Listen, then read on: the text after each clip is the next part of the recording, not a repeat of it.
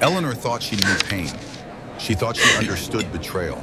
But nothing prepared her for the moment Marcus announced he was leaving her for Vivian He Cartwright, claimed he was in a Insha, woman from but the old money, surveillance puts a him here woman with with her. connections, And the bank a woman statements who was prove also it. pregnant with his baby. He called Eleanor small, limited, not built for his ambitious future. But here's what Marcus didn't know. Here's what nobody knew. The quiet The wife he was reports throwing clearly away. indicate our She strongest owned quarter yet. 60% of the We will company he finalize ran, the acquisition the by the end of the billion-dollar month, empire he was so securing our proud of. position as market It belonged to leaders. her all along. And Vivian, the sophisticated heiress from the Cartwright shipping dynasty, she didn't exist. Every single thing about her was a lie. And so we look Marcus to the Whitmore future, made the biggest mistake knowing of that his our life, legacy and continues he was about with to the find next out generation. exactly how big. This is a story about betrayal, about secrets, about a woman who lost everything and discovered she had more power than she ever imagined. Stay with me until the end, trust me. You don't want to miss what happens next. The divorce papers landed next to her anniversary gift, 7 months pregnant, and her husband hadn't even waited for dessert. Eleanor Hayes Whitmore stared at the manila envelope. The restaurant's soft jazz continued playing. Crystal chandeliers cast warm light across white linen tablecloths. Other couples laughed and clinked wine glasses around them. The waiter had just brought their appetizers. Seared scallops for him, a Caesar salad for her. She had spent 3 hours getting ready for tonight, a navy blue maternity dress that still made her feel beautiful. Pearl earrings that belonged to her grandmother. Her hair swept up the way Marcus always said he loved. And now this. I want a divorce, Eleanor, Marcus said. His voice was calm, practiced, like he had rehearsed this moment in the mirror. I've met someone else, someone who matches my ambitions. The baby kicked, hard, as if protesting on her behalf. Eleanor's hand moved to her swollen belly. She could feel her daughter moving inside her. Restless, agitated, babies sense things. They know when something is wrong. What are you talking about, Eleanor asked. Her voice came out steadier than she expected. Marcus, we're having a baby in 2 months. We painted the nursery last weekend. Marcus picked up his fork. He actually picked up his fork and took a bite of scallop, as if he hadn't just detonated a bomb in the middle of their marriage. Her name is Vivian Cartwright, he said, from the Cartwright shipping dynasty. Old money, real money. She understands what it takes to build an empire. Eleanor felt the room tilt slightly. The jazz music seemed to grow louder, then quieter, then louder again. The Cartwright dynasty, she repeated. The words felt foreign in her mouth. She's everything I've been looking for, Marcus continued. He dabbed his lips with the linen napkin. So civilized, so composed, ambitious, connected. She moves in circles that can actually advance my career. Eleanor looked down at the envelope. The edges were crisp and sharp. She thought about how long he must have been planning this, finding a lawyer, drawing up papers, scheduling this dinner, their anniversary dinner. How long, she asked. How long what? How long have you been seeing her? Marcus hesitated, just for a moment, just long enough for Eleanor to know the answer would be worse than she imagined. 6 months, he said. 6 months, half of her pregnancy, every ultrasound appointment, every baby name discussion, every time he had kissed her goodbye and said he loved her. 6 months of lies layered on top of lies. But she did the math. 3 months pregnant when it started. That meant he was sleeping with another woman when they painted the nursery together. When he felt their baby kick for the first time, when he cried and said it was the happiest moment of his life. The scallops sat untouched on his plate now, getting cold, just like everything else in this marriage. There's something else, Marcus said. He cleared his throat. Vivian is pregnant too, 3 months along. I'm going to be a father again. Again, as if their daughter didn't count. As if the child growing inside Eleanor right now was just a rough draft before the real thing.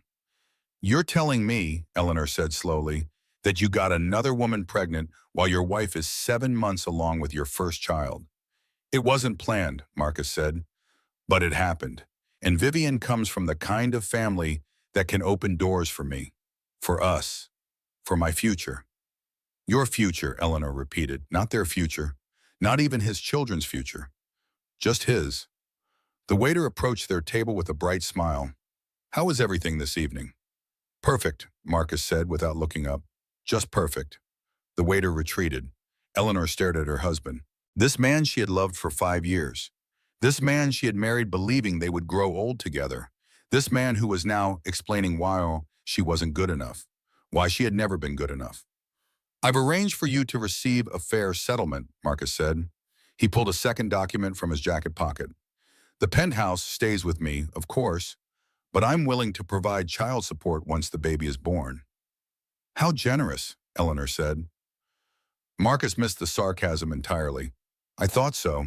My lawyer said I could fight for less, but I wanted to be fair. We did have some good years together. Some good years, like a job review, like a performance evaluation. Eleanor looked at the gift she had brought him.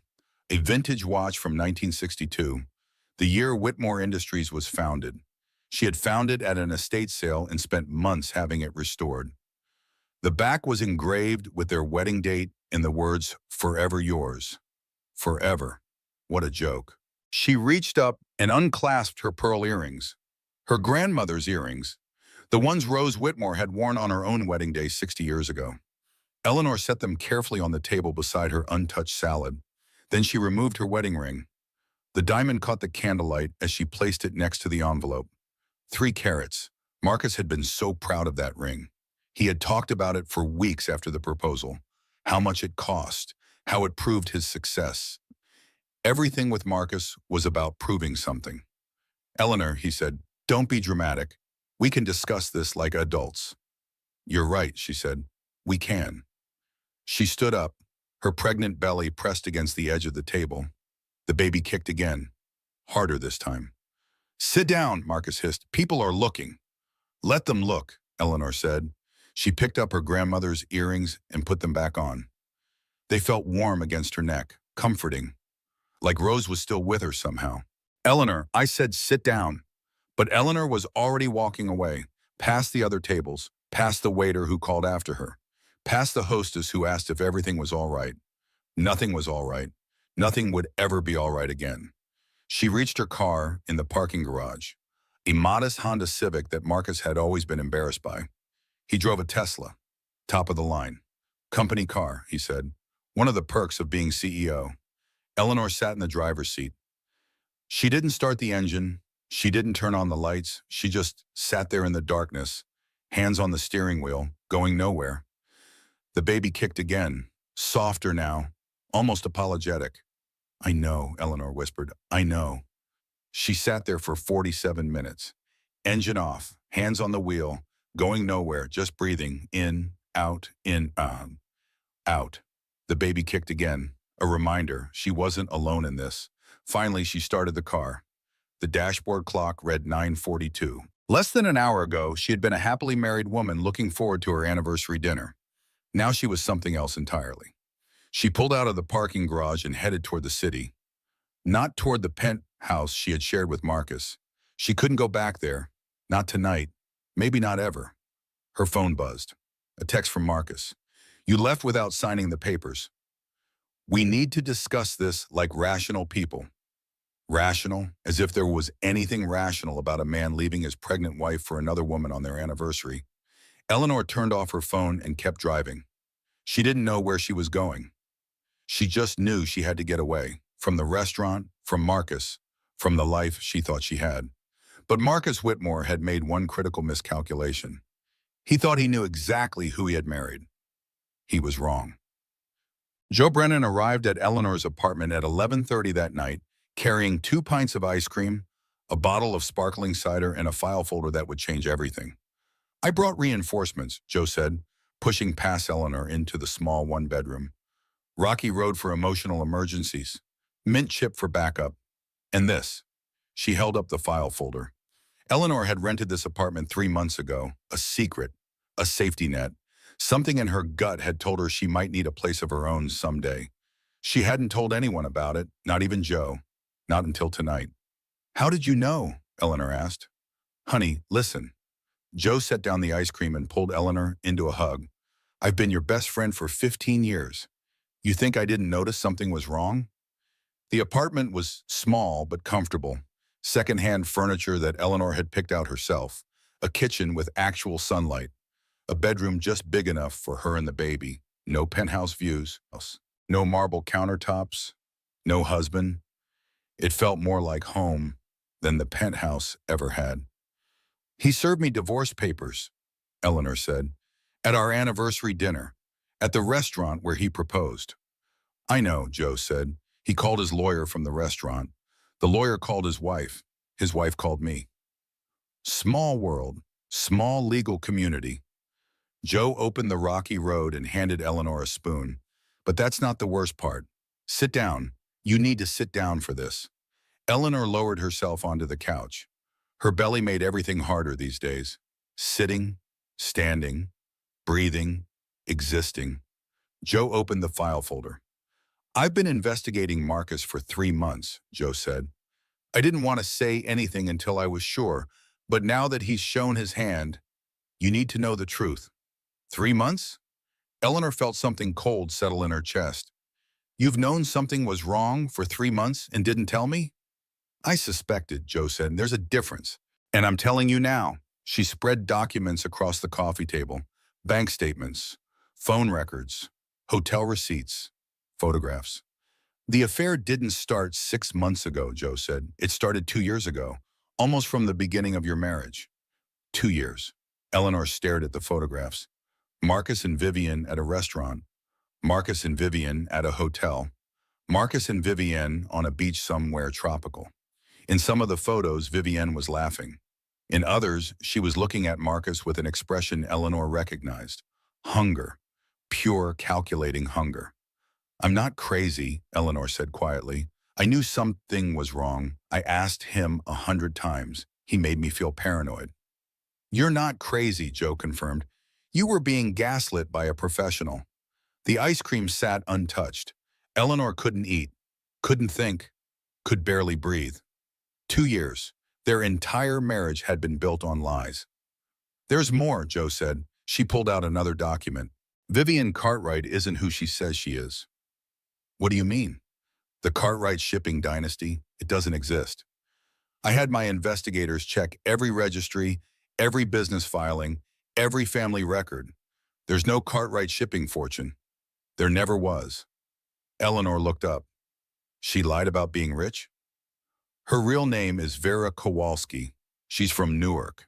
No family money, no shipping empire, no trust fund, just a string of wealthy men she's targeted over the past decade. Joe spread out more documents. Newspaper clippings, court records, police reports. 3 previous engagements, Joe said. All to wealthy men, all ended badly. For the men, not for her. She walks away with settlements, gifts, investments. Then she disappears and reinvents herself for the next target. Eleanor processed this information slowly. Marcus had left his pregnant wife for a woman who didn't exist. A character, a performance. She's a con artist, Eleanor said. A very good one, Joe nodded. She did her research on Marcus, knew exactly what buttons to push. Old money, social connections. The perfect bait for a man obsessed with climbing. Eleanor thought about all the times Marcus had talked about the Cartwright family, the dinners he claimed to have had with Vivian's parents, the yacht they supposedly owned, the connections that would open doors. All of it fiction. She laughed, actually laughed, sitting on her second-hand couch, 7 months pregnant, abandoned. She laughed until she cried. Her husband had left her for a rich woman while running the company Eleanor owned. Wait. Joe didn't know about that part. There's something I need to tell you, Eleanor said. She wiped her eyes with the back of her hand. Something I've never told anyone. Joe waited. My grandmother, Eleanor said. Rose Whitmore. Not Marcus's family. The Whitmore family. Joe's eyes widened. Your grandmother was Rose Whitmore. The Rose Whitmore? The woman who founded Whitmore Industries? My mother changed her last name when she got married, Eleanor explained. And I was raised to keep a low profile. Grandmother believed that wealth should be earned, not inherited. She wanted me to make my own way in the world. But you did inherit, Joe said slowly, when she died 5 years ago. Eleanor nodded. 60% of Whitmore Industries. held in a trust, managed by Walter Ashford, her attorney. I've never touched it, never told anyone, not even Marcus. Jo sat back. Her mouth opened, then closed, then opened again. Eleanor, she said, Marcus is the CEO of Whitmore Industries. I know. Your husband runs the company you own. I know. And he has no idea. None. The silence stretched between them. The refrigerator hummed in the kitchen. Outside, a car alarm went off and then stopped. He thinks he married down, Eleanor said. A quiet accountant from a modest family. He never asked about my grandmother. Never wondered how I afforded graduate school debt-free. He saw what he wanted to see. A stepping stone, Jo finished. Exactly. Jo picked up her phone. I'm calling Walter Ashford. Right now. Tonight. It's almost midnight. Trust me, he'll want to hear this. 40 minutes later, Walter Ashford sat in Eleanor's small living room wearing a three-piece suit despite the late hour. His silver hair was perfectly combed. His shoes were polished to a mirror shine. He looked exactly like what he was. Old money with old manners. Miss Eleanor, he said, I came as quickly as I could. Mrs. Brennan explained the situation. I'm sorry to disturb you so late, Walter. Nonsense, your grandmother would have wanted me here. He accepted a cup of tea from Jo and set it aside without drinking. I've been monitoring the situation at Whitmore Industries. There are developments you should know about. What kind of developments? Walter opened his own briefcase and produced documents that made Jo's file look modest. Mr. Marcus Whitmore has been making aggressive moves at the company, Walter said, pushing for expansion, taking on significant debt, trying to consolidate power before... He paused. Well, before the divorce, it seems. He's been planning this, Eleanor said. For some time, yes. He's also been trying to identify the majority shareholder. The trust is structured for privacy, but he's hired investigators, offered bribes to board members. He's obsessed with finding out who controls 60% of the company he runs. Eleanor thought about all the times Marcus had complained about the silent investor, the mysterious shareholder who never attended meetings, the ghost in the machine. He had been railing against his own wife. Miss Eleanor, there's something else, Walter said. He cleared his throat.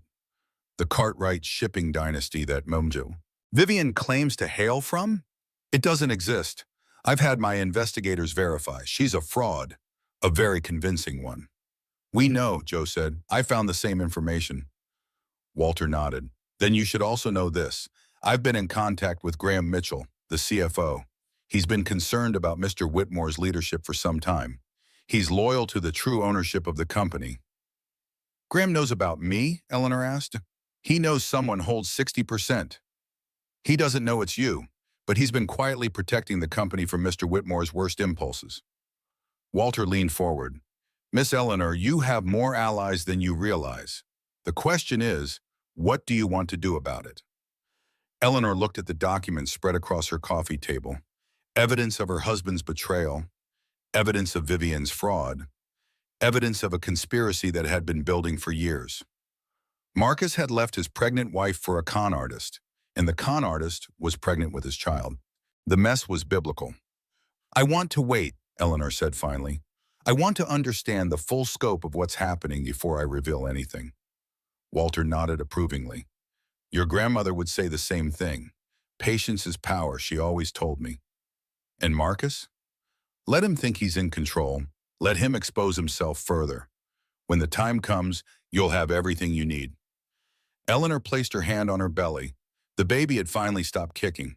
Exhausted, maybe, just like her mother. One more thing, she said. Vivian's pregnancy. Is it real? Walter and Jo exchanged glances. We don't know yet, Jo admitted, but given her history... Find out, Eleanor said. Find out everything. The investigation took 2 weeks. 2 weeks of phone calls, document requests, and sleepless nights. 2 weeks of Eleanor pretending everything was fine while her world collapsed around her. She had officially moved into the small apartment. Marcus hadn't contested it. He seemed relieved, actually. One less complication in his carefully ordered life. He texted her occasionally, business communications mostly, questions about the divorce settlement, requests to sign papers. He never asked how she was feeling, never asked about the baby, never mentioned that he had destroyed everything they built together. Eleanor didn't respond. Let him wonder. Joe arrived on a Tuesday evening with takeout Thai food and a stack of folders that would change everything. I have good news and bad news, Joe said, setting containers on the coffee table. Which do you want first? Bad news, Eleanor said. Always bad news first. Joe opened the first folder. Vivian isn't pregnant. She never was. It's the same place she's used before. Fake pregnancy test, forged medical documents, pressure for quick commitment, then a convenient miscarriage after the assets are secured. Eleanor absorbed this information. It should have made her feel better. It didn't. So Marcus destroyed our marriage for a woman who was lying about everything, she said. That's one way to put it. What's the good news? Joe smiled, a sharp, dangerous smile that Eleanor recognized from law school. Graham Mitchell has agreed to meet with you tomorrow. He's been documenting Marcus's activities at the company for months. He has evidence of financial irregularities, unauthorized transactions, and what might constitute breach of fiduciary duty. Marcus has been stealing from the company? Not exactly stealing, more like repositioning assets in ways that benefit him personally while putting the company at risk. Joe pulled out financial statements covered in red circles.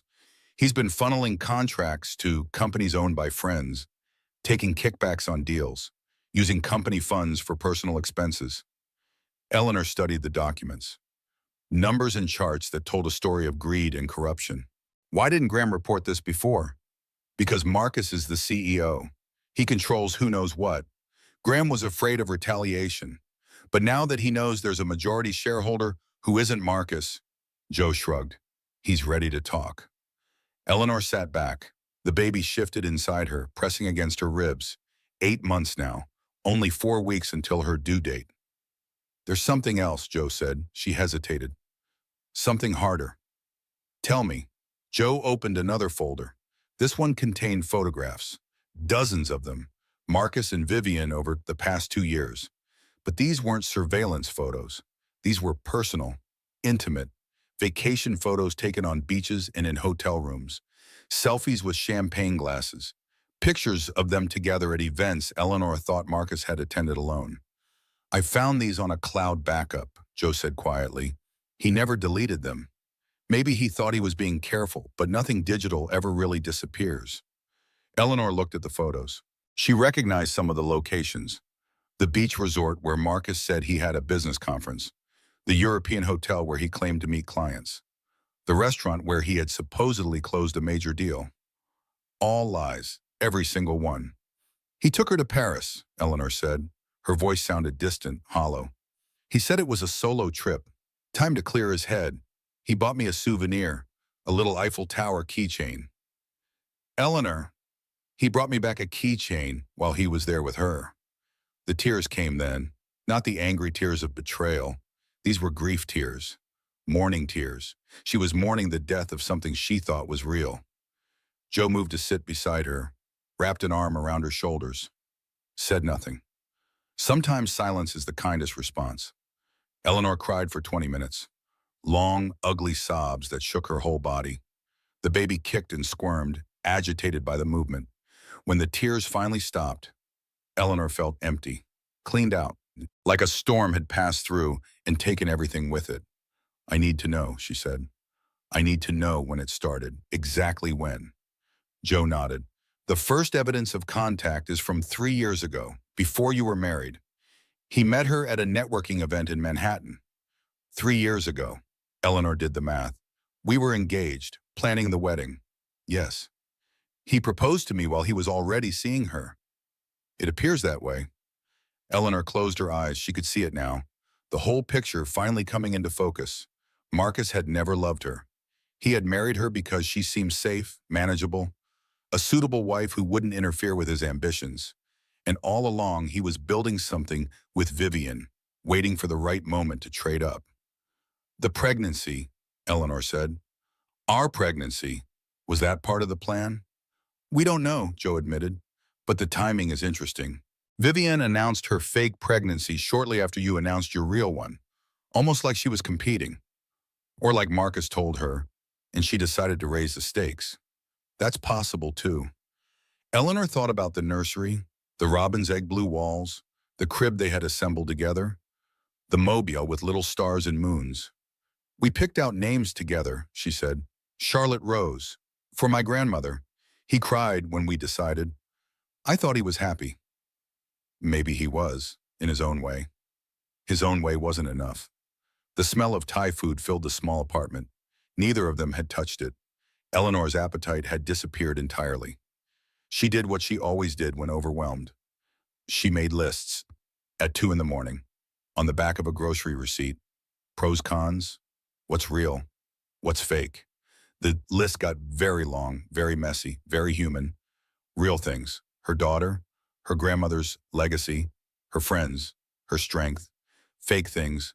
Her marriage. Her husband's love. Her belief in happy endings. It wasn't much, but it was something to hold on to. The next day, Eleanor met Graham Mitchell at a coffee shop downtown.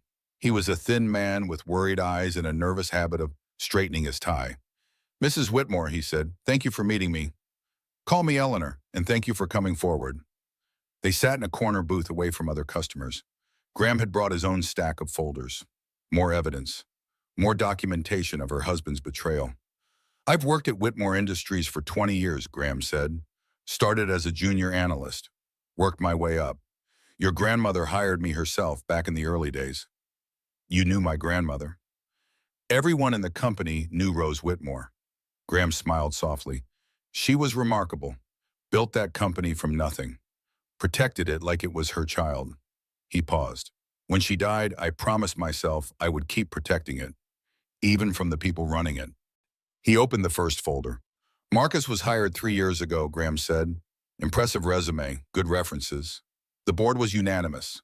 He shook his head. We didn't know what we were getting.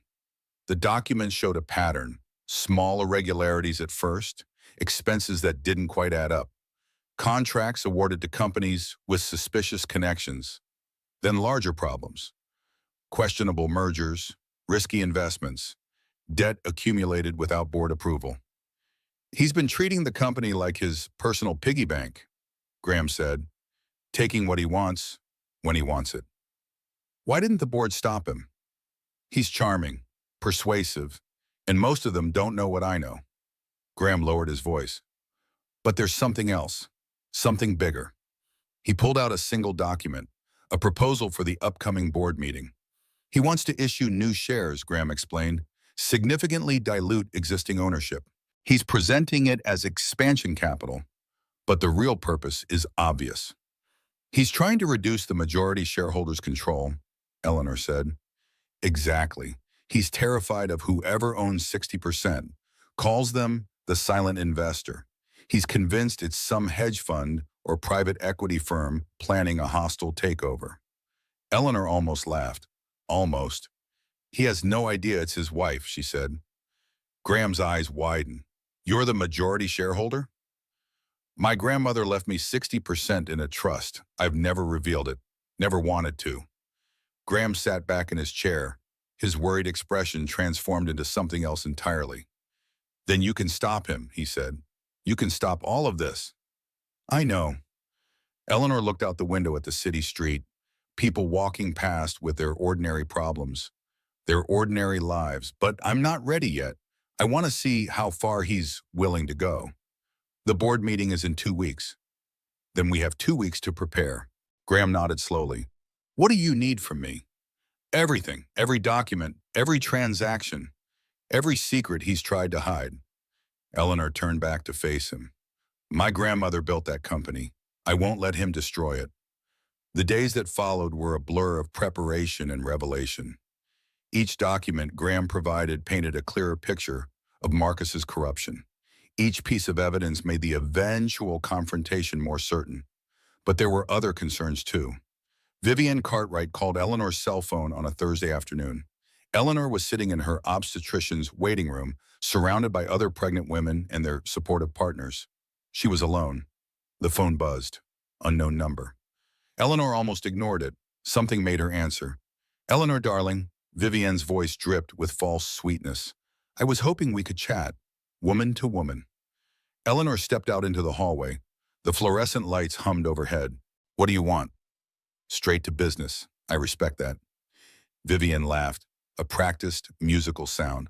I'm calling to offer you a deal, a generous one considering the circumstances. I'm listening. Walk away quietly. Sign the divorce papers. Don't make a fuss. Vivian paused for effect. In return, I'll make sure Marcus is generous with the settlement. More than generous. You could start over somewhere nice. Raise your baby without any complications. Eleanor watched a couple walk past her in the hallway. The woman was heavily pregnant. The man had his arm around her waist, supporting her. They were laughing about something. Why would you do that? Eleanor asked. Because I like things clean, tidy, no loose ends. Vivian's voice hardened slightly. And because, frankly, darling, you're in my way. In your way of what? Of everything I've worked for. Marcus is going places, important places, and I intend to be right beside him when he gets there. Eleanor thought about the file sitting on her kitchen table. The evidence of Vivian's previous cons, the fake identities, the destroyed men.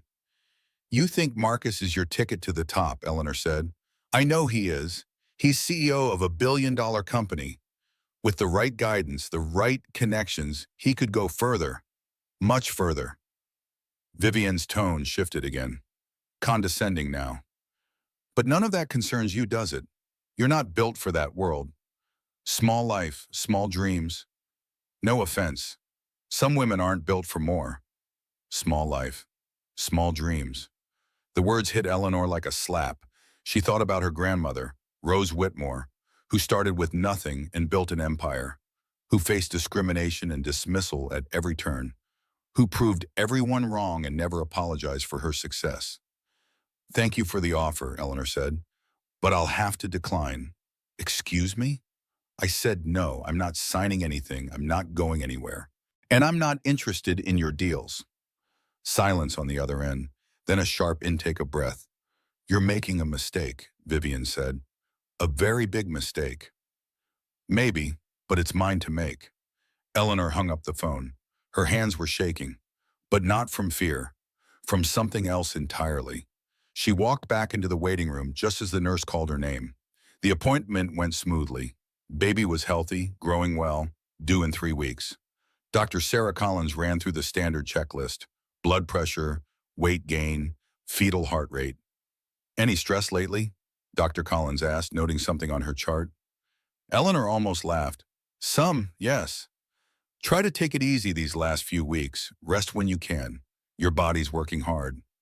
Rest, easy, simple concepts, impossible to achieve when your world was falling apart.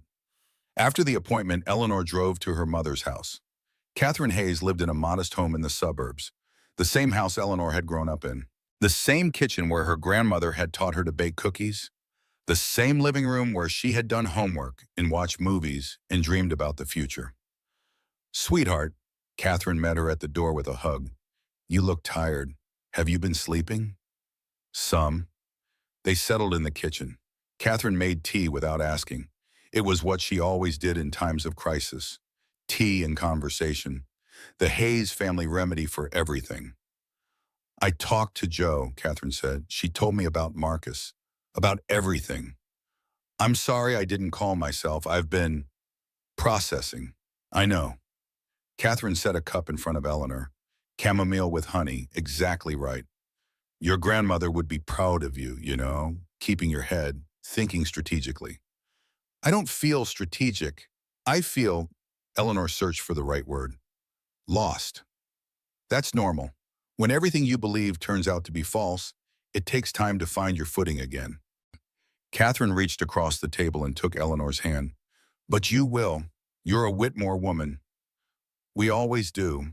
They sat in comfortable silence. The afternoon sun slanted through the kitchen windows. Somewhere outside, a bird was singing.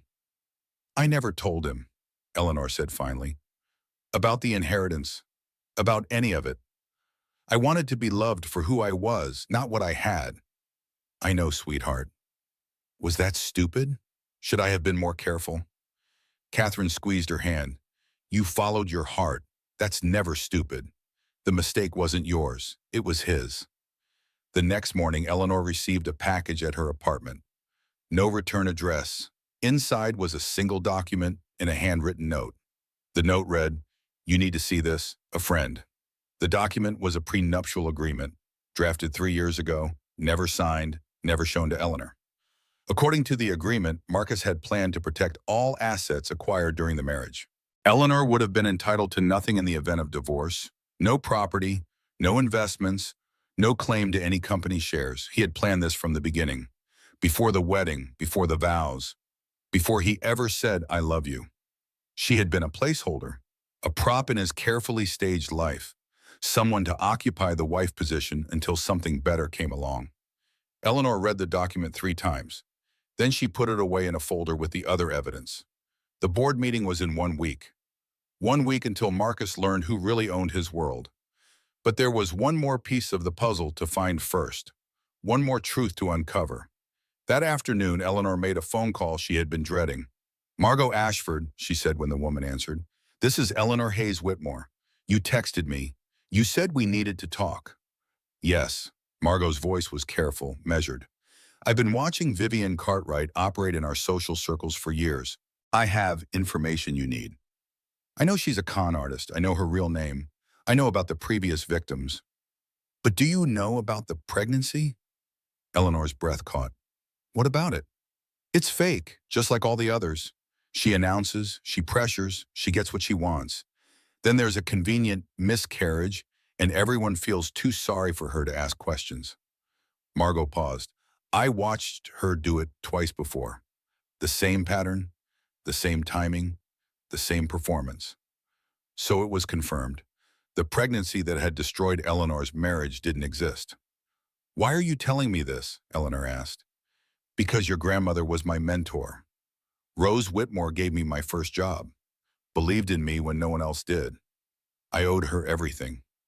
Margot's voice softened. "And because I hate watching predators win."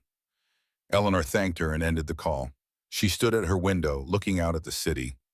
Somewhere out there, Marcus was planning his next move. Vivian was planning hers. Neither of them knew what was coming. She placed her hand on her belly.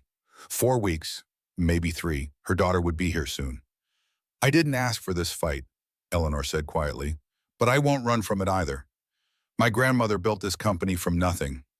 I won't let a con artist and my cheating husband destroy it." The baby kicked in response, strong and certain. Eleanor smiled, her first real smile in weeks. Let them come. She was ready. Diana Whitmore arrived unannounced on a Saturday morning.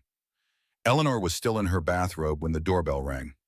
"Diana," Eleanor stepped aside to let her mother-in-law enter. "I wasn't expecting you. I thought we should talk." Diana surveyed the small apartment with poorly concealed disdain. Without lawyers present, woman to woman. Those words again, woman to woman. Vivian had used them too, as if being female created some automatic bond, some shared understanding. Diana was impeccably dressed as always. Designer suit, expensive jewelry, hair styled perfectly. She had never approved of Eleanor. The subtle comments over the years had made that clear. The suggestions about Eleanor's clothes, her career, her lack of social ambition. "Would you like some tea?" Eleanor asked. "This won't take long." Diana perched on the edge of the couch like she was afraid of touching the fabric. "I wanted to discuss the divorce, the proper way to handle things." "The proper way." "Eleanor, dear." Diana's tone was patient, condescending. "I know this is difficult for you, but sometimes marriages end. Sometimes people grow apart. It's not anyone's fault." Eleanor sat down across from her. Her belly made everything awkward these days. Even sitting required strategic positioning. "Is that what Marcus told you?" Eleanor asked. "That we grew apart?" "He told me he met someone who understands him better. Someone more compatible with his ambitions." Diana smoothed her skirt. "Vivian is from a good family. Old money. She knows how the world works." "The Cartwright family." "Exactly. Shipping fortune going back generations. Very established." Diana leaned forward slightly. "You were sweet, dear, but sweetness doesn't build empires. Vivian understands ambition. She comes from the right kind of family." "The right kind?" "Old money. Breeding? You wouldn't understand. Eleanor thought about her grandmother, Rose Whitmore, who started working at 14, who saved every penny, who built something from nothing while people like Diana looked down on her. Maybe not, Eleanor said. Tell me more about what I wouldn't understand. Diana took this as encouragement. There's a certain polish that comes with proper upbringing, a way of moving through the world. Vivian has it. She knows which fork to use, which topics to discuss, which people matter. Diana smiled tightly. These things can't be taught, Eleanor. They're inherited. Like money. Exactly like money. The irony was almost too much.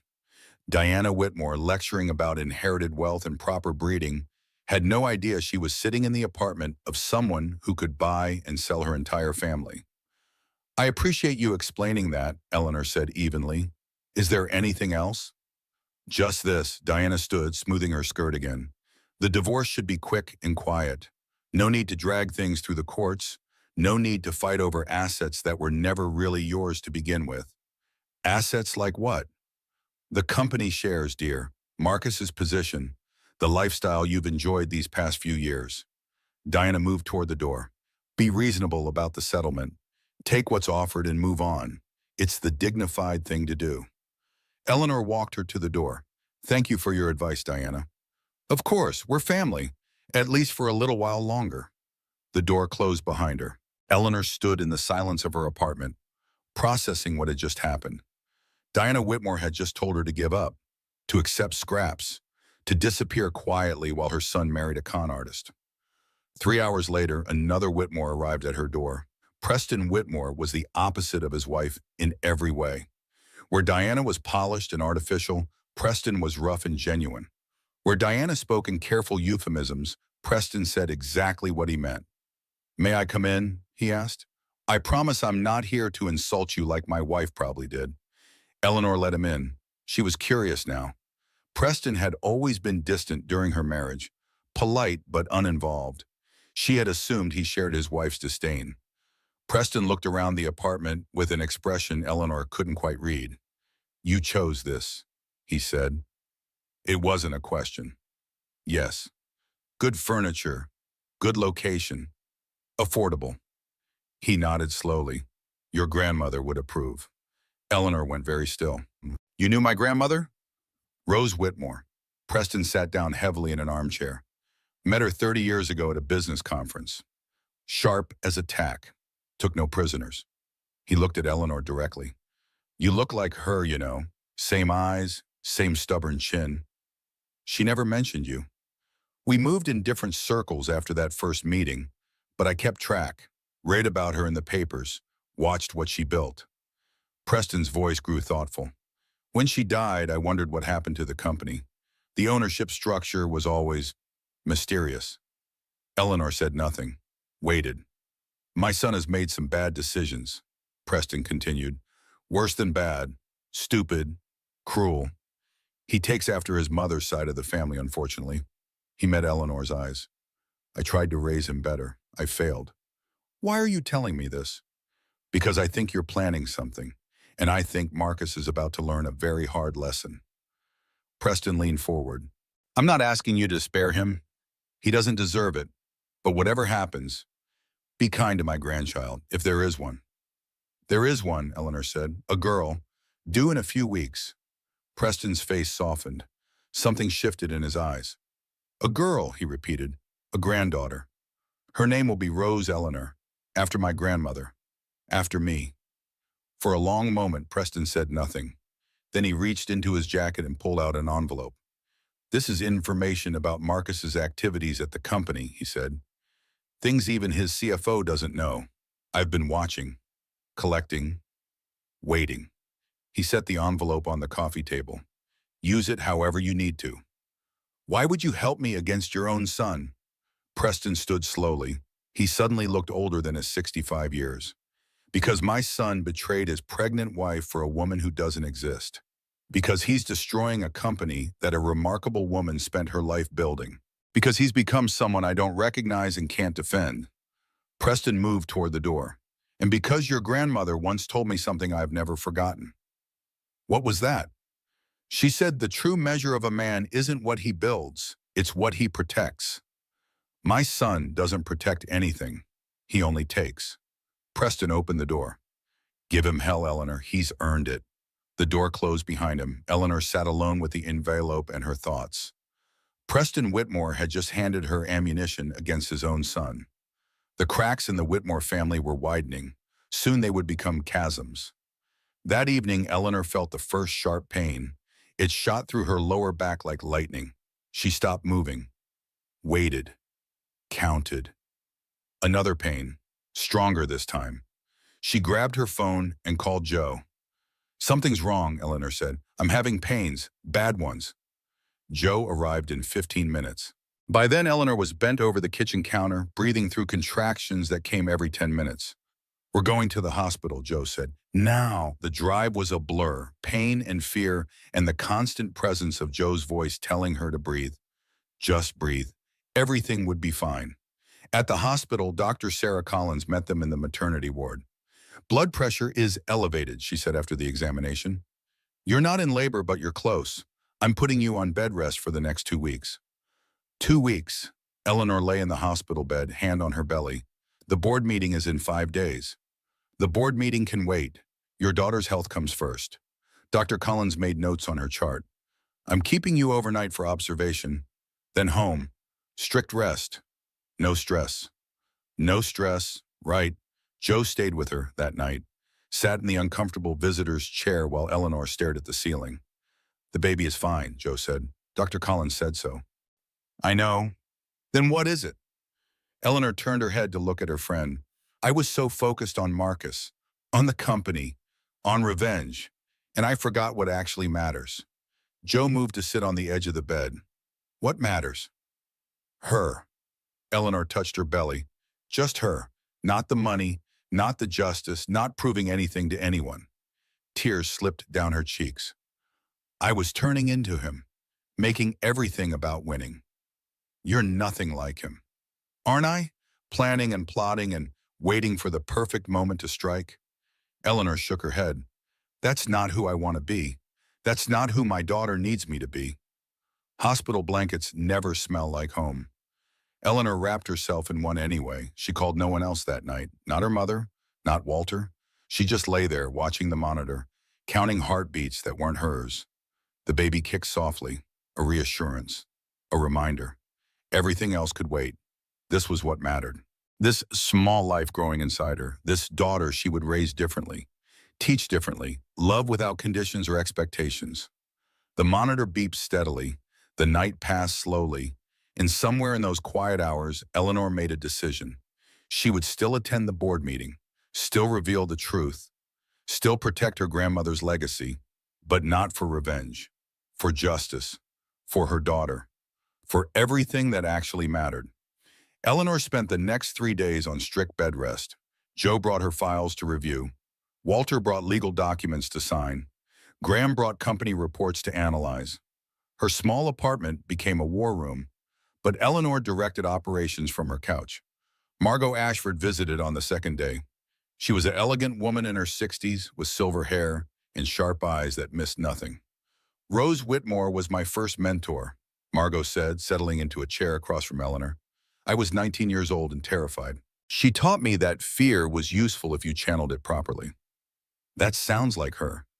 She also taught me to recognize predators. Margot's expression hardened. I've watched Vivian Cartwright operate for years, moving through society events, targeting wealthy men, playing the long game. You said you have evidence. Margot opened her purse and produced a folder. 3 previous victims, 2 lost fortunes, 1 nearly lost his life. She spread documents across the coffee table. I've kept records, photos, testimonies from people willing to talk. Everything you need to prove what she really is. Eleanor studied the materials. 3 men, all successful, all destroyed by the same woman wearing different names. The first was Gerald Morrison, Margot said, a investment banker. She called herself Vanessa Wells back then, engaged within 6 months, pregnant within 8. Except she wasn't pregnant. Lost his company, his marriage, and nearly his mind before she disappeared. And the others? Similar patterns, different cities, different identities, but always the same approach. Margot pointed to a photograph. This was taken 2 years ago at a charity gala in Boston. She introduced herself as Victoria Ashton, old money from Connecticut. Within a year, she had convinced a hedge fund manager to invest $30 million in a company that didn't exist. Eleanor looked at the photograph. Vivian, Vera, Victoria, Vanessa. How many names had she used? How many lives had she destroyed? Why didn't anyone stop her? Shame. Margot's voice was matter of fact. These men were embarrassed. They didn't want anyone to know they'd been fooled. They paid settlements and signed non-disclosure agreements and pretended it never happened. She paused. But I remember. I always remember. That evening, Joe compiled everything into a comprehensive file. Evidence of Vivian's fraud, documentation of Marcus's financial misconduct, proof of the conspiracy to dilute company ownership. It's enough to destroy them both, Joe said. Legally, professionally, personally. Everything they've built would collapse. I know. Is that what you want? Eleanor considered the question carefully. 3 weeks ago, the answer would have been immediate. Yes, burn it all down, make them suffer like they made her suffer. But lying in that hospital bush or watching the monitor tracked at her daughter's heartbeat, something had shifted. I want the truth to be known, Eleanor said finally. I want my grandmother's company protected. I want Vivian exposed so she can't hurt anyone else. She touched her belly. But I don't want to become someone my daughter would be ashamed of. Joe nodded slowly. So what's the plan? We reveal everything at the board meeting. The ownership, the evidence, all of it. Eleanor met her friend's eyes. But we let the board decide the consequences. We present the facts and step back. Whatever happens after that is justice, not revenge. That's very mature of you. I have to be. I'm about to be a mother. The day before the board meeting, Preston Whitmore called. I've made arrangements, he said. I'll be at the meeting. When you reveal the truth, I'll support you publicly. My wife won't be happy, but she rarely is. Thank you, Preston. You didn't have to do this. Yes, I did. His voice was heavy with something Eleanor recognized as grief. My son made his choices. Now he has to live with the consequences. But my granddaughter deserves better than what he's become. I won't keep her from knowing her father. I know. Rose wouldn't have approved of that, and neither would you. Preston paused. But you can teach her what he never learned. That character matters more than success. That love isn't something you take, it's something you give. After the call ended, Eleanor sat alone in her apartment as the evening light faded. Tomorrow would change everything. The life she knew would end. A new life would begin. She thought about Marcus, the man she had married, the father of her child. Once she had loved him, really loved him. She had believed in their future, dreamed of growing old together. Those dreams were dead now, but something else was growing in their place. Her phone buzzed, a text from an unknown number. I know you're planning something. It won't wow. You don't have the power to stop me. No signature, but Eleanor knew who sent it. She typed a reply without hesitation. See you tomorrow. Then she went to bed early. Tomorrow would require all her strength. She needed rest. But sleep came slowly. Her mind kept returning to the same question. What would her grandmother do? Rose Whitmore had faced worse opponents than Marcus and Vivian. She had built her company during a time when women weren't supposed to succeed, when they were dismissed and underestimated at every turn, when men took credit for their ideas and blocked their advancement at every opportunity. Rose had survived, thrived, won, not through revenge, through strength, through patience, through the quiet certainty that she belonged at the table just as much as anyone else. I won't let you down, Grandma, Eleanor whispered into the darkness. I promise. The baby kicked in response, strong and steady, ready. Tomorrow would come, and when it did, Eleanor would be ready too. On the morning of the board meeting, Eleanor dressed carefully. Navy blue dress, professional, powerful. Her grandmother's pearls warm against her collarbone. They had been warm on Rose's skin for 60 years. Joe arrived at 7, Walter at 7:30. Graham had gone ahead to prepare the boardroom. How are you feeling? Joe asked. Nervous? Eleanor smoothed her dress over her belly. But ready. You look ready. You look like your grandmother. The drive downtown took 40 minutes. Traffic was heavy. The city moved around them in its usual chaos of horns and pedestrians and morning commuters. Eleanor watched it all pass by the window. These streets she had walked 1,000 times. This city where she had built her life. Everything familiar. Everything about to change. Last chance to back out, Joe said. No. Eleanor shook her head. This has to happen. They parked in the underground garage of the Whitmore Industries building. 40 stories of glass and steel that her grandmother had built from nothing. Eleanor had avoided this place for years. Too many questions, too many risks. Today, she walked through the front door as what she truly was. The majority owner. Security didn't recognize her. Why would they? She had never visited the executive floors, never attended meetings or events, never drawn attention to herself. I'm here for the board meeting, Eleanor said at the reception desk. Eleanor Hayes Whitmore. The receptionist checked her list, frowned, checked again. I don't see you on the approved list, Mrs. Whitmore. Perhaps there's been a mistake? There's no mistake. Walter stepped forward, presenting credentials. Mrs. Whitmore is expected. Please notify the board that the majority shareholder has arrived. The receptionist's eyes widened. She made a call, spoke in hushed tones, made another call. Someone will be down to escort you immediately, she said. Graham Mitchell appeared from the elevator bank. His expression was carefully neutral, but Eleanor could see the tension in his shoulders. Mrs. Whitmore, he said formally, if you'll follow me. The elevator rose smoothly. Floors ticked by, 20, 30, 35, 40. The board is assembled, Graham said quietly. Marcus has no idea what's coming. Good. Are you sure about this? Once we walk through those doors, there's no going back. Eleanor touched her grandmother's pearls, drew strength from them. I'm sure. The executive floor was everything Eleanor had expected. Marble floors, original artwork, windows overlooking the entire city. Her grandmother had designed this space. Every detail reflected Rose Whitmore's vision. The boardroom doors loomed ahead, massive, imposing. Behind them, 12 people waited, 11 who didn't know her, one who thought he did. Graham paused at the door. Ready? Yes. He pushed the doors open. 12 faces turned, 11 with curiosity, one with shock. Marcus sat at the head of the table in a designer suit, looking every inch the powerful CEO. His coffee cup was raised halfway to his lips. It froze there when he saw Eleanor. Eleanor? His voice cracked slightly. What are you doing here? She didn't answer him. Instead, she walked to the front of the room, her heels clicking against the marble floor. 8 months pregnant, alone, standing where her grandmother once stood, where women weren't supposed to stand. She didn't sit. Let them look up at her. Good morning, she said.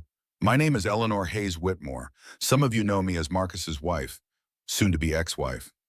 She paused. But that's not why I'm here today. Walter stepped forward with documents, handed them to each board member. I'm here as the majority shareholder of Whitmore Industries, Eleanor continued. I hold 60% of this company through the Rose Whitmore Trust, established by my grandmother before her death 5 years ago. The room erupted. Questions, exclamations, demands for explanation. Marcus had gone pale. His coffee cup sat forgotten on the table. This is impossible, he said.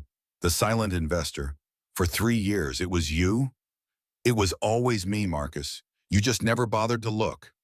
He stood abruptly. His chair scraped against the floor. You lied to me, he said.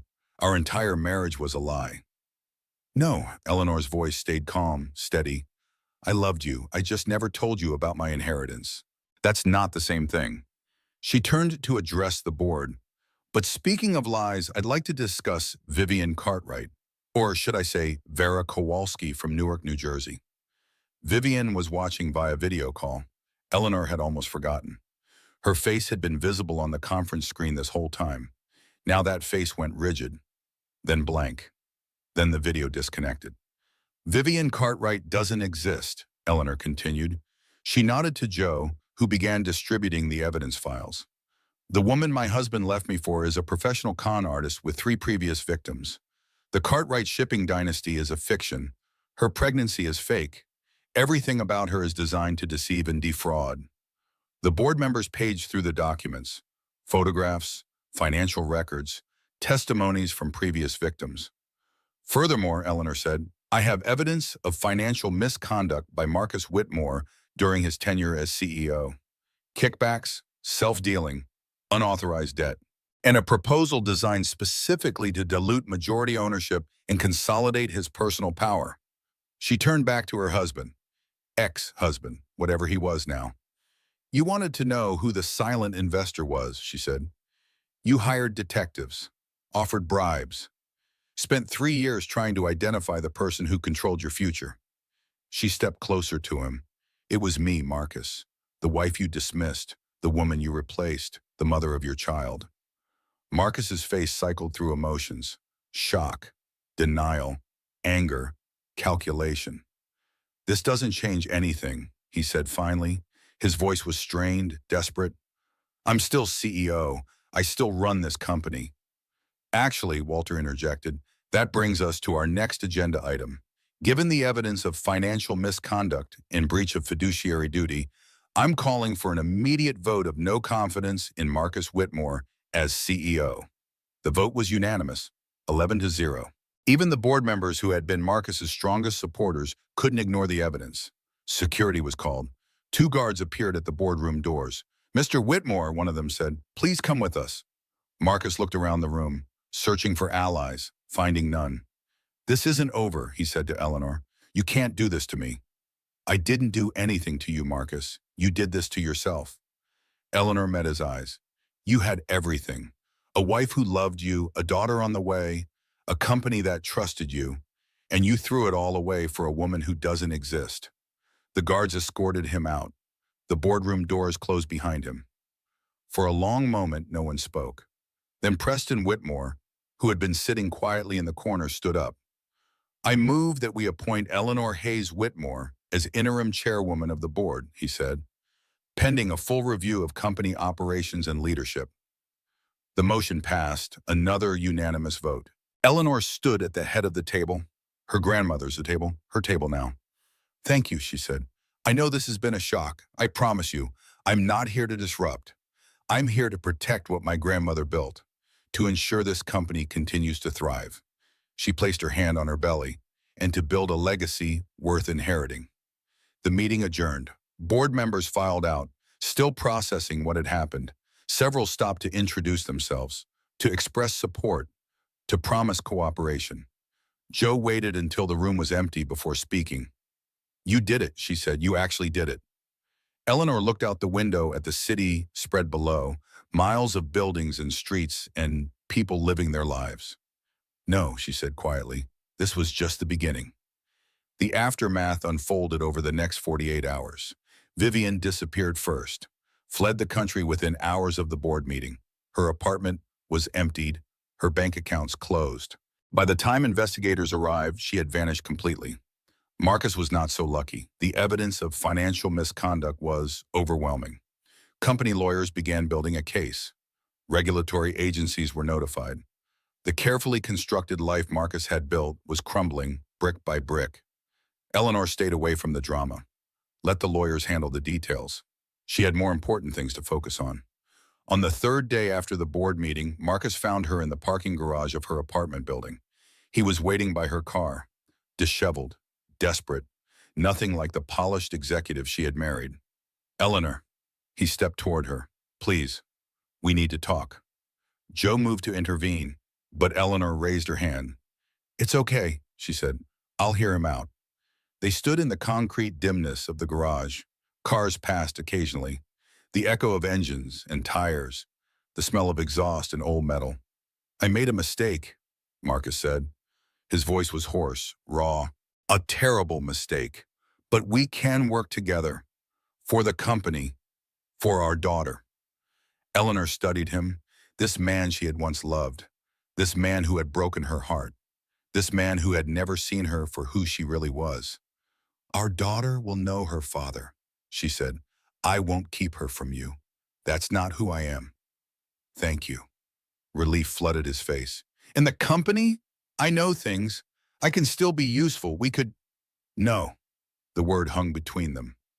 Final. Absolute. The company isn't yours anymore, Marcus. It never really was. Eleanor's voice was calm but firm. You were willing to destroy my grandmother's legacy. My legacy. Our daughter's legacy. For a woman you didn't bother to verify. I loved you, Marcus said. In my way. Your way wasn't enough. He flinched like she had struck him. Maybe she had. Sometimes words hit harder than hands. What about us? He asked. Is there any chance? No. Eleanor shook her head. There is no us. There hasn't been for a longest time. Maybe there never was. She moved toward her car. Sign the divorce papers, Marcus. Move on with your life. And when you're ready, when you've done the work, you can have a relationship with your daughter. And Vivian? She's gone. Left the country. The FBI is looking for her, but she's good at disappearing. Eleanor paused at her car door. She used you, Marcus, just like you used me. Turns out you were both playing the same game. Marcus said nothing. What was there to say? Eleanor drove away without looking back. 2 days later, Diana Whitmore made an appearance at Eleanor's apartment. This time, her attitude had shifted dramatically. Eleanor, darling. Diana's voice was sweet now, honeyed. I wanted to apologize for my earlier visit. I didn't understand the situation. If I had known that I was rich, Eleanor interrupted, that I owned the company your son destroyed, that would have changed things for you. Diana's smile faltered. I just meant, I know what you meant. Eleanor stood at her door, not inviting Diana inside. You meant that wealth matters more than character. That status matters more than kindness. That's what you taught Marcus. That's why he became who he is. Now see here. No, you see here. Eleanor's voice stayed steady, strong. Your son betrayed his pregnant wife for a con artist. He stole from the company he was supposed to protect. He lied and manipulated everyone around him. She paused. And you encouraged all of it, every step of the way. Diana's face hardened, the mask of pleasantness falling away. You think you've won, Diana said, but money doesn't make you one of us. You'll never belong in this world. You're right, Eleanor began, closing the door. I don't want to belong in your world. I'm building my own. The door clicked shut. Diana's footsteps retreated down the hallway. Eleanor leaned against the closed door, breathing, processing, letting go. That evening, Preston came to visit. He brought flowers, white roses, her grandmother's favorite. Diana told me about your conversation, and he said, I'm sorry about her. I've been sorry about her for 30 years. You don't need to apologize for her choices. No, but I can apologize for not stopping them. Preston set the flowers on the table. I let her raise our son, let her teach him that success was everything, that people were stepping stones. He looked at Eleanor with eyes full of regret. I was too busy building my career to build a decent human being. It's not too late, Eleanor said. For you or for Marcus? Maybe. Preston didn't sound convinced. But that's not why I'm here. He pulled out an envelope. This is a letter from your grandmother. She gave it to me 15 years ago, asked me to give it to you when the time was right. Eleanor took the envelope. Her name was written on the front in Rose's distinctive handwriting. Why now? Because you've become who she always knew you could be. Preston moved toward the door. Read it when you're ready. It's been waiting a long time. After he left, Eleanor sat alone with the envelope. The baby shifted inside her. Restless. Ready. She wasn't prepared to read it. Not yet. There was too much to process, too many emotions swirling around inside her. Instead, she drove to her grandmother's grave. The September wind carried leaves across the grass. Rose Whitmore's headstone was simple. The words carved into stone read, she built, she loved, she endured. Eleanor sat on the bench beside the grave. Didn't speak. Didn't need to. The wind picked up. The leaves scattered and reformed and scattered again. Somewhere in the distance, a bird called out. Once, twice, then silence. I endured too, Grandma, Eleanor whispered finally. I hope you're proud. The wind seemed to answer, a gentle brush against her cheek, like a hand, like a blessing. She sat there until the sun began to set. Then she drove home, drew a bath, soaked in warm water, and thought about everything that had happened. She wasn't the same woman who had received divorce papers at that restaurant 3 weeks ago. That woman had been broken, lost, desperate. This woman was something else entirely. The contractions started that night. Real ones this time. "Joe," Eleanor's voice was calm as she called her friend. "It's time." And Eleanor Hayes Whitmore went into labor knowing exactly who she was. The contractions started at 9:47 in the evening. Eleanor was sitting in her grandmother's rocking chair, reading the novel she had been trying to finish for 3 weeks. The pain came suddenly, sharp, unmistakable, different from the false labor she had experienced before. She set down the book and placed both hands on her belly, waited, counted the seconds. Another contraction, stronger this time. The baby was coming. Eleanor reached for her phone with steady hands. She had prepared for this moment, packed a hospital bag weeks ago, made lists of what to bring, practiced breathing exercises, read every book she could find about childbirth. None of that preparation mattered now. The reality was here. Her daughter was ready to enter the world. "Joe." Eleanor's voice was calm when her friend answered. "It's time. The contractions are 5 minutes apart. I'm on my way." Joe's response was immediate. No hesitation, no questions. "Don't move. Don't do anything. I'll be there in 15 minutes. Eleanor ended the call and sat in the rocking chair. The room around her was quiet, peaceful. The lamp cast warm shadows on the walls. The nursery waited down the hall, ready for its occupant. She thought about everything that had led to this moment. The betrayal, the heartbreak, the discovery of who she really was. All of it had been building toward tonight. Another contraction rippled through her body. Eleanor breathed through it the way she had been taught. In through the nose, out through the mouth, slow and steady. "It's okay, little one," she whispered to her belly. "We're going to be okay. Both of us." The baby kicked in response. One last kick before the journey began. Joe arrived in 12 minutes. She burst through the door with her car keys in one hand and Eleanor's hospital bag in the other. "How are you feeling?" Joe asked, helping Eleanor to her feet. "Scared." Eleanor admitted it without shame. "Excited, ready." "That's exactly how you should feel." The drive to the hospital took 23 minutes. Joe drove carefully but quickly, navigating through the late-night traffic with practiced precision. The city lights blurred past the windows, red and yellow and white. The colors of a world that kept moving even as Eleanor's life was about to change forever. The contractions came closer together now, 4 minutes apart, then 3.5. Each one a wave of pressure and pain that demanded attention. "Breathe," Joe kept saying. "Just breathe. You're doing great." Eleanor breathed. In, out, in, out. The rhythm of survival, the rhythm of birth. The hospital appeared ahead of them. Bright lights and glass doors and the promise of medical expertise. Joe pulled up to the emergency entrance and helped Eleanor out of the car. A wheelchair appeared immediately, nurses in blue scrubs asking questions. "How far apart are the contractions? Any complications during pregnancy? Is the father joining you?" "No," Eleanor said to the last question. "He won't be here." The nurse nodded without judgment, made a note on her clipboard, wheeled Eleanor toward the elevator. They rose to the maternity floor. The hallways were quiet at this hour, most of the rooms dark, families sleeping, babies dreaming, the miracle of life happening behind closed doors. Eleanor's room was at the end of the hall. Blue walls that reminded her of the nursery she had painted with Marcus before everything fell apart, before she knew the truth. She pushed that thought away. Tonight was not about him. Tonight was about her and her daughter and the future they would build together. Dr. Sarah Collins arrived at 11:30. She was calm and professional, her presence immediately reassuring.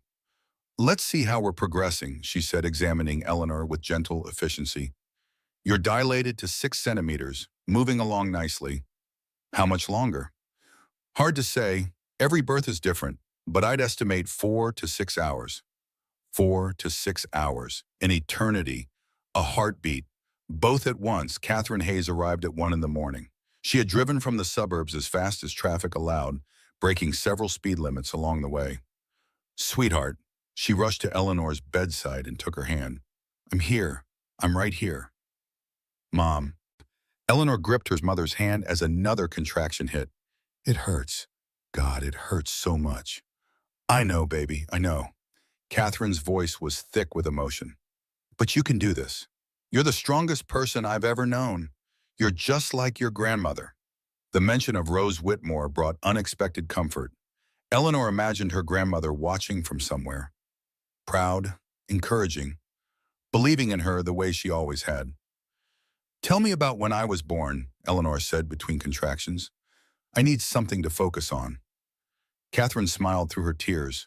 It was a Tuesday, hot as blazes. August in the city. Your father was a nervous wreck. Couldn't sit still. Kept pacing the hallway until the nurses threatened to sedate him. Eleanor laughed despite the pain. Her father had died when she was 12. Cancer, quick and merciless. But the memory of him was warm. Your grandmother was there too, Catherine continued. Wouldn't have missed it for anything. She held my hand just like I'm holding yours now. And when you finally arrived, she was the first one to hold you. Really? She looked at you and said, this one's going to be special. I can tell already. Catherine squeezed Eleanor's hand. She was right. She was always right about the things that mattered. Another contraction, stronger than the others. Eleanor squeezed her mother's hand so hard she worried about causing damage. Sorry, she gasped when it passed. Don't apologize. That's what I'm here for. The hours passed in a blur of pain and pressure and medical instructions. Nurses came and went, monitors beeped and hummed. The world outside the hospital continued its rotation, indifferent to the momentous event taking place within these walls. At 4 in the morning, Eleanor's water broke. The intensity of the contractions increased dramatically. There was no more talking now, no more stories or distractions, only the work of bringing a life into the world. You're at 9 centimeters, Dr. Collins announced. Almost there, you're doing beautifully. Almost there, the words felt both encouraging and impossible. Eleanor had never been more exhausted in her life. Every muscle ached. Every breath was an effort.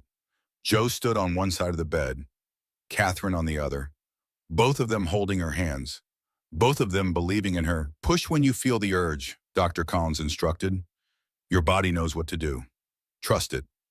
Eleanor pushed, with everything she had, every ounce of strength, every fiber of determination. She pushed for her daughter, for her grandmother, for herself. I can see the head, Dr. Collins said. You're doing great. Just a few more pushes. A few more, just a few more. Eleanor gathered what remained of her strength and pushed again. The pain was extraordinary, beyond anything she had imagined, like being torn apart and remade at the same time. And then, a release, a rush, a sound that changed everything. A cry, small at first, then louder, then filling the entire room with the unmistakable announcement of new life. It's a girl, Dr. Collins announced. A healthy baby girl, 7 pounds, 4 ounces. They placed her on Eleanor's chest immediately, still wet, still wailing, still connected by the umbilical cord that had nourished her for 9 months. Eleanor looked at her daughter for the first time, really looked. Tiny nose, perfect ears, 10 fingers, 10 toes, a shock of dark hair, eyes that would change color but were currently a deep, mysterious blue. Rose Eleanor, she whispered. Welcome to the world. The baby's cries softened at the sound of her mother's voice, the voice she had been hearing from inside the womb, the voice that meant safety and warmth and love. Her tiny hand curled around Eleanor's finger. Such a small hand, such a fierce grip, already holding on, already fighting, already determined to survive. The first cry, that sound, nothing else in the world matters when you hear it. Eleanor held her daughter, still wet, still wailing, and understood something she never had before. Love isn't something you earn, it's something you give, without conditions, without expectations. Catherine was crying openly, tears streaming down her face as she watched her daughter become a mother. She's beautiful, Catherine said. She looks just like you did, just like Rose did. Joe had stepped back to give them space, but she was crying too, wiping her eyes with the back of her hand, pretending she wasn't emotional when she clearly was. Okay, I'm going to be honest, Joe said. I've been in courtrooms with murderers and corporate criminals and ruthless executives. Nothing has ever made me cry, but this, she gestured vaguely at the scene before her. This is different. Eleanor laughed, a tired, joyful, incredulous laugh. Here she was, exhausted and sweaty, and utterly transformed, laughing with her best friend while holding her newborn daughter. It was perfect. Messy and painful and exhausting and absolutely perfect. The nurses took Rose briefly for measurements and tests. Eleanor felt the absence immediately, a physical ache in her chest where her daughter had been. She's fine, the nurse assured her. Just standard procedures. We'll have her back to you in a few minutes. Those few minutes felt like hours. Eleanor watched at every move the nurses made, every touch and measurement and notation. Her protective instincts had activated instantly, completely, irrevocably. When they returned, Rose to her arms, Eleanor felt complete again, whole in a way she hadn't known was possible. She scored perfectly on all her tests, Dr. Collins reported. Strong heart, clear lungs, excellent reflexes. You've got a healthy baby girl. Healthy. The word was a gift, a blessing, a promise of the future. They moved to a recovery room as the sun began to rise, pink light filtering through the windows. A new day, the first day of Rose Eleanor's life. Eleanor tried to sleep but found it impossible. She couldn't stop looking at her daughter, counting her fingers again, memorizing every feature of her face. Rose slept peacefully in the bassinet beside the bed, her tiny chest rising and falling with each breath, her small fists curled against the blankets. She's dreaming, Catherine said softly. You can see her eyes moving under her eyelids. What do newborns dream about? Warmth, I think. Safety.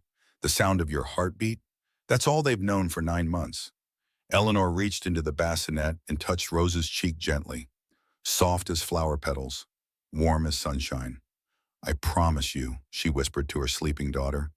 I promise I will never let anyone hurt you. I will never let you feel unloved. I will never make you doubt your worth. She thought about Marcus, about the childhood he must have had, the parents who taught him that success mattered more than kindness, that people were stepping stones to be used and discarded. Rose would be raised differently. She would know that she was valued for who she was, not what she achieved. She would learn that love was unconditional, that family meant support, not competition. Eleanor would break the cycle, starting now, starting here, in this hospital room with the morning light streaming through the windows. Joe returned with coffee and bagels from the cafeteria. You need to eat, she insisted. Your body just did something incredible. It needs fuel. Eleanor hadn't realized how hungry she was until she took the first bite. She finished the entire bagel in minutes, then asked for another. That's more like it, Joe said approvingly. Catherine had gone home to shower and change. She would return in a few hours. For now, it was just Eleanor and Joe and the sleeping baby. I have some updates, Joe said carefully, if you want to hear them. Or I can wait. No pressure. Eleanor considered. The outside world felt very far away right now. The drama of Marcus and Vivian and the company seemed to belong to another lifetime. But she needed to know. Tell me, she said, Vivian is still missing. The FBI thinks she's in Europe somewhere. They're working with Interpol, but she's good at disappearing. Joe took a sip of her coffee. Marcus has been cooperative with the investigation. He's providing information about her methods, her contacts. I think he finally realizes how badly he was conned. Has he asked about the baby? Yes, multiple times. He wants to be here. Eleanor looked at Rose, still sleeping peacefully. This tiny person who was half Marcus, who deserved to know her father, regardless of his mistakes. Not yet, Eleanor said finally.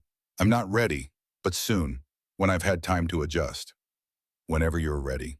He knows he has no right to demand anything. The morning passed slowly. Nurses came to check on Eleanor and Rose. Lactation consultants helped with breastfeeding. Pediatricians examined the baby and declared her perfect. Perfect. Eleanor never got tired of hearing that word. Around noon, a delivery arrived at the room. A massive bouquet of white roses. Eleanor knew who they were from before she read the card. From Preston, she said, Rose's grandfather. The card read, Welcome to the world, Rose Eleanor. You have a legacy of strength behind you and a future of infinite possibility ahead. Your great-great-grandmother would be so proud. With love, Grandpa Preston. Eleanor set the card aside and looked at the flowers.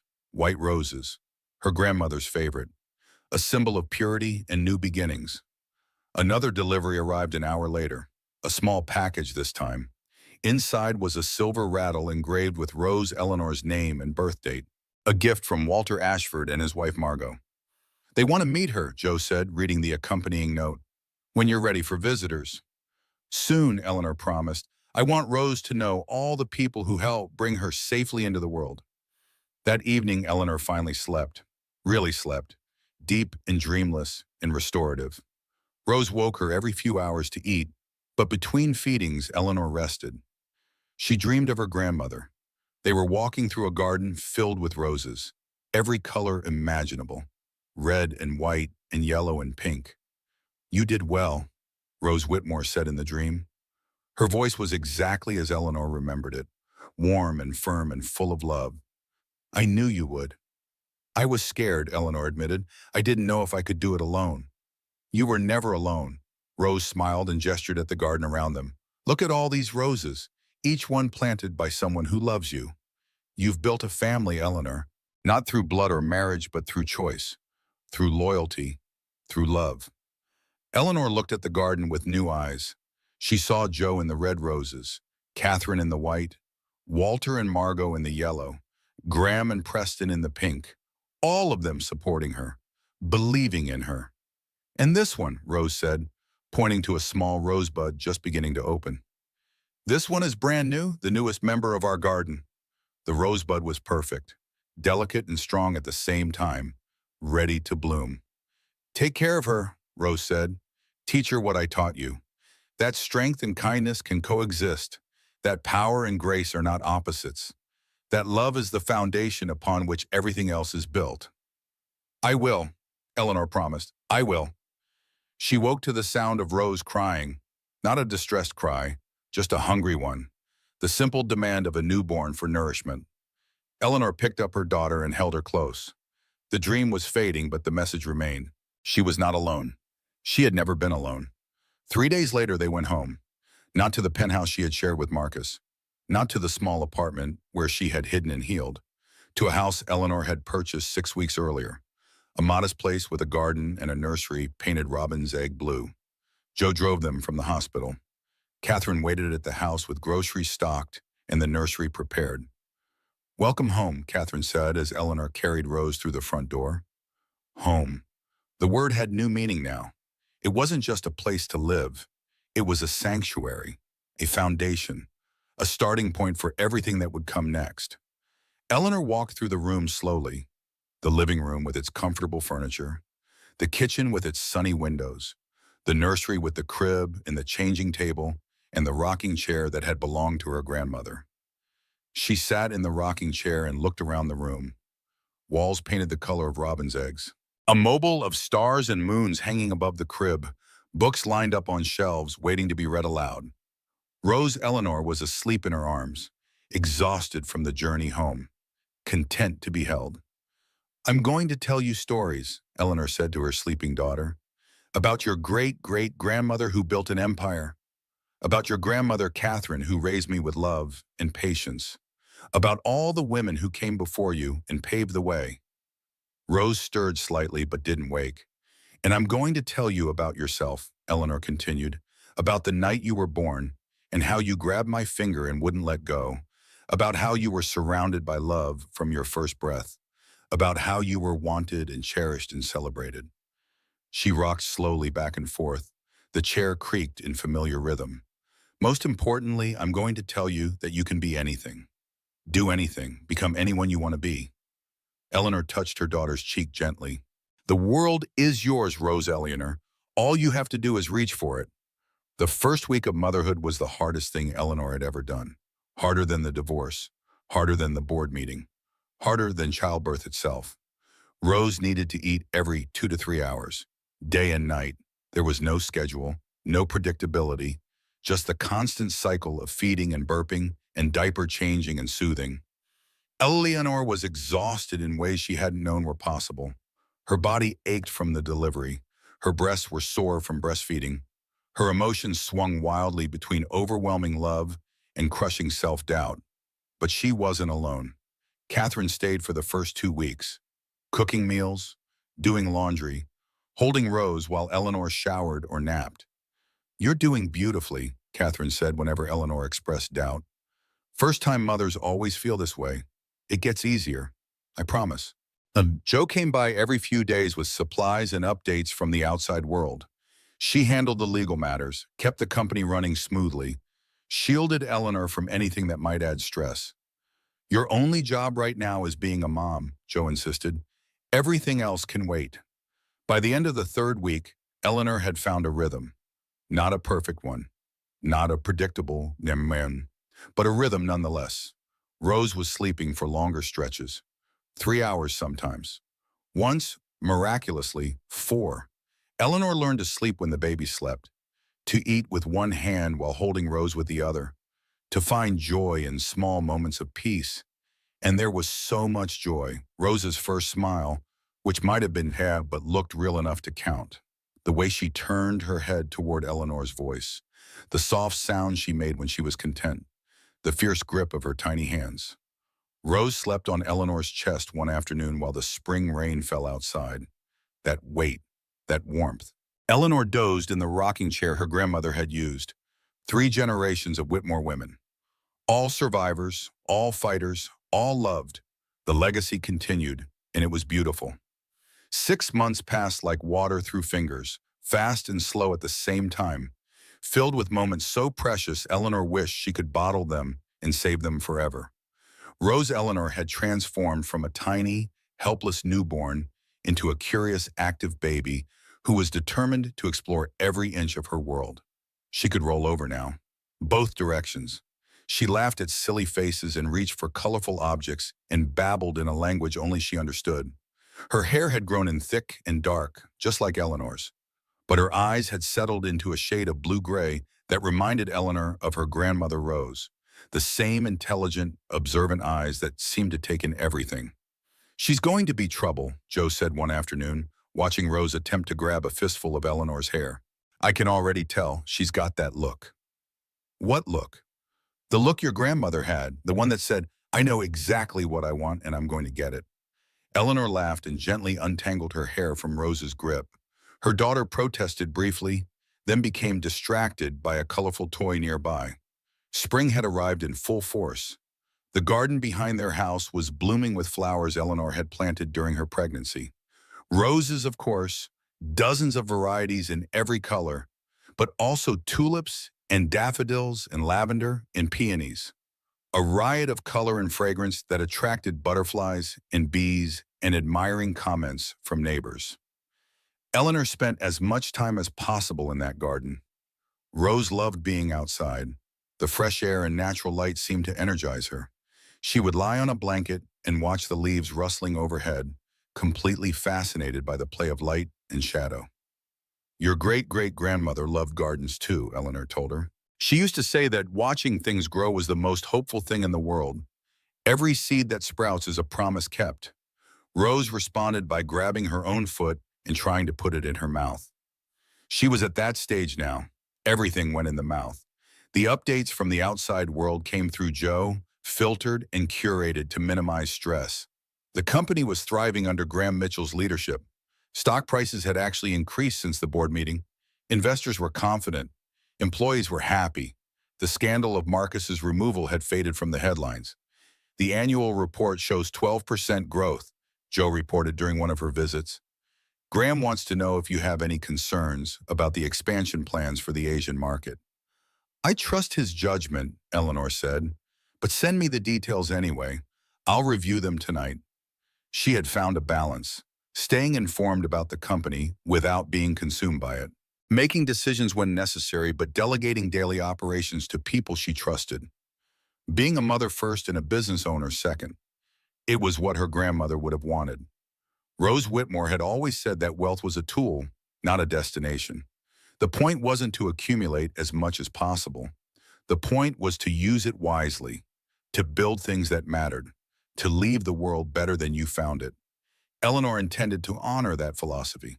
The Whitmore fortune was in a trust for her daughter now, protected and growing, ready to support whatever dreams Rose Eleanor might have. But that was for the future. Right now, Eleanor's focus was on the present, on the simple joys of motherhood, on watching her daughter grow and change and discover new things every day. Marcus had begun visiting regularly, once a week on Saturday afternoons, always supervised, always on Eleanor's terms. The first visit had been awkward, uncomfortable. Marcus had arrived at the house looking like a man who had aged 10 years and 6 months. His designer suits were gone, replaced by simple jeans and a sweater. His confident swagger had been replaced by something quieter, more uncertain. "Thank you for letting me come," he had said at the door. "I know you don't have to do this." "I'm not doing it for you," Eleanor had replied. "I'm doing it for Rose. She deserves to know her father." He had cried when he held his daughter for the first time, not the theatrical tears Eleanor had seen during their marriage. Real tears, messy and uncontrolled and utterly genuine. "She's beautiful," he had whispered. "She looks like you. She looks like herself." Since then, the visits had gradually become easier. Marcus was careful to respect boundaries. He never overstayed, never asked for more than Eleanor was willing to give. He played with Rose on the floor, read her books in his uncertain, unpracticed voice, changed diapers without complaint, though he clearly had no idea what he was doing. "You're getting better at that," Eleanor observed one Saturday, watching him wrestle with a particularly tricky diaper situation. "I've been practicing," Marcus admitted, "on YouTube tutorials, and a baby doll I bought." He looked embarrassed. "I wanted to be useful, to contribute something." It was such a small thing, a father learning to change diapers. But for Marcus, it represented a fundamental shift in how he saw the world. For the first time in his life, he was trying to serve someone else's needs instead of his own. "I've been in therapy," he told Eleanor during one visit, "twice a week, sometimes 3 times. He paused, watching Rose gnaw on a teething ring. "I'm trying to understand why I made the choices I made, why I hurt you the way I did." "And what have you learned?" Marcus was quiet for a long moment. "That I was taught to see people as resources, as means to an end. That I learned from my mother that the only thing that mattered was climbing higher. That love was a weakness and kindness was a liability." Eleanor said nothing, let him continue. "I hurt you because I was too broken to appreciate what I had. I chose Vivian because she reflected back the person I thought I wanted to be. Ruthless, ambitious, disconnected from anything real." He met Eleanor's eyes. "I'm not asking for forgiveness. I don't deserve it. I'm just trying to become someone who won't make those mistakes again." "For Rose's sake?" "For hers and for mine. And maybe in some small way, for yours." Marcus looked at his daughter, now dozing against Eleanor's shoulder. "I want her to have a father she can be proud of, even if she only sees him once a week, even if he's just a supporting character in her story." Eleanor considered his words. The old Marcus would never have admitted weakness, would never have sought help, would never have put anyone else's needs ahead of his own. This Marcus was different, changed, perhaps genuinely transformed. "Keep doing the work," she said finally. "Keep showing up. Keep trying to be better." She shifted Rose to a more comfortable position. "That's all any of us can do." The updates about Vivian came through Joe as well. 6 weeks after Rose was born, Interpol had tracked her to Monaco. She was arrested at a luxury hotel trying to check in under yet another assumed name. The evidence against her was overwhelming. 3 countries wanted to prosecute her for fraud. Dozens of victims had come forward once they learned she was in custody. The con artist who had destroyed so many lives was finally going to face consequences. She tried to cut a deal, Joe reported, offered to testify against Marcus in exchange for reduced charges. And the prosecutors declined. Marcus is cooperating fully. His testimony is actually more valuable because he's being honest about his own culpability. Joe smiled grimly. "Turns out admitting you were a fool makes you a more credible witness than claiming you were a victim." The trial was scheduled for the fall. Eleanor would have to testify eventually, provide evidence about Vivian's lies and manipulations, confirm the timeline of events.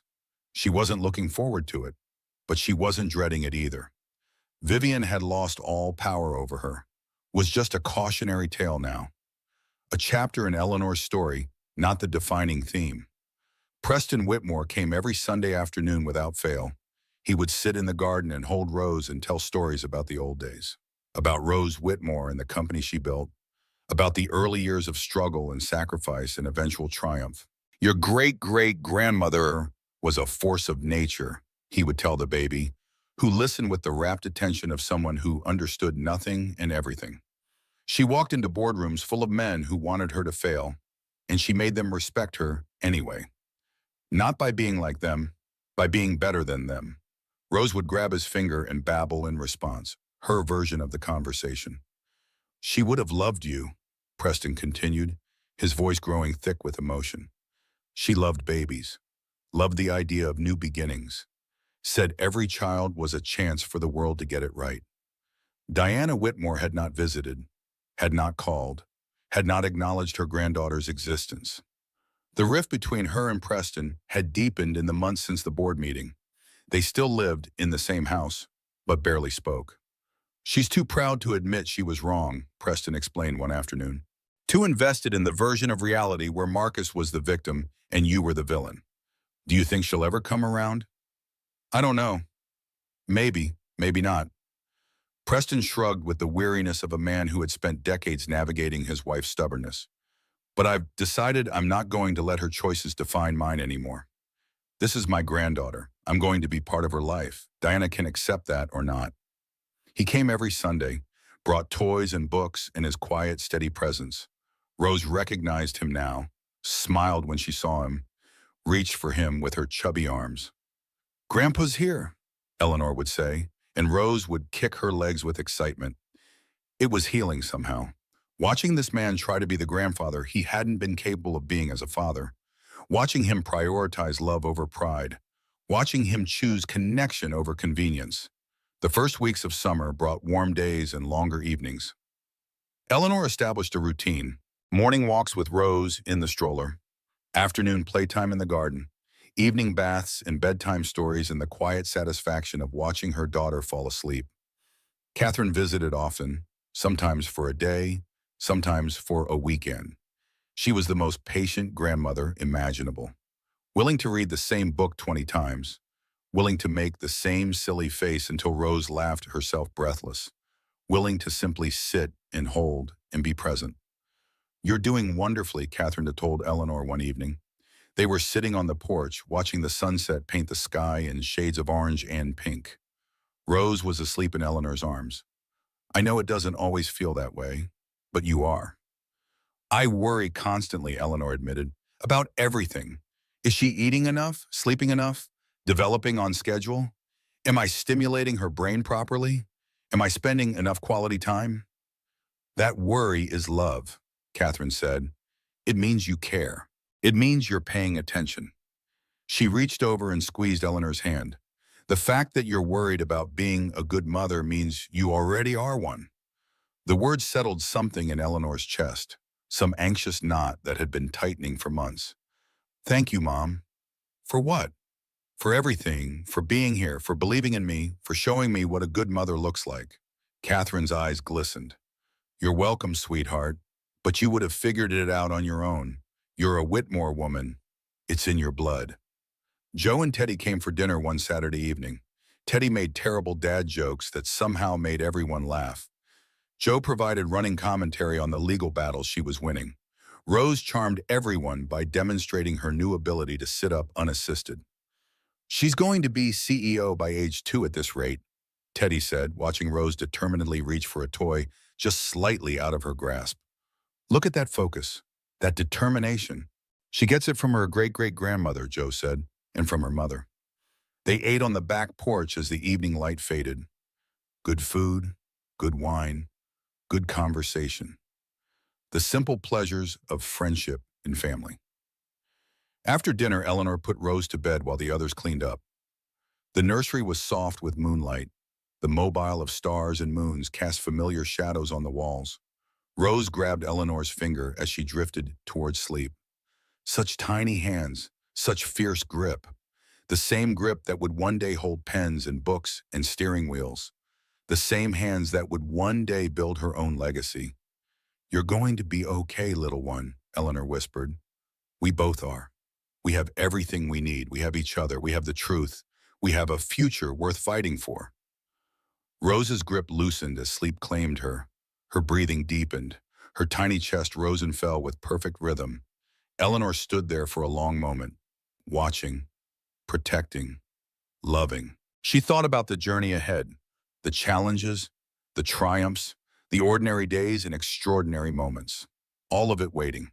She thought about Marcus, slowly learning to be a father, about Preston, becoming the grandfather he should have been all along, about Catherine, passing down wisdom and love to another generation, about Joe and Teddy and Walter and Margot and all the people who had become her family through choice and loyalty and love. Most of all, she thought about Rose Whitmore, the grandmother she had lost too soon, the woman who had built an empire and a legacy and a family that would continue long after she was gone. Eleanor finally read the letter one more time. She had read it dozens of times since Rose was born. The words never got old. "Be strong, my darling girl. Be kind. Be unstoppable."